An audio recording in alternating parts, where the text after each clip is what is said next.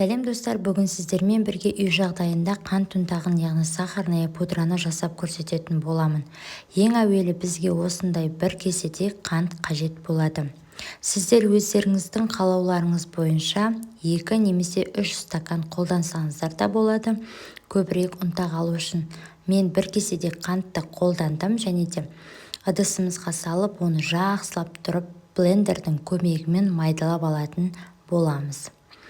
Келесі кезекте видеода көріп тұрғандарыңыздай осындай аппақ түсті және майда болуы қажет. Дайын болған ұнтағымызды ыдысымызға салып аламыз. Міндетті түрде жасап көріңіздер, тура дүкендегідей болып шығады. Біздің YouTube каналымызға тіркелуді, лайк басуды және қоңыраушаны басуды ұмытпаңыздар. Себебі түрлі рецепттер және де пайдалы ақпараттар болады.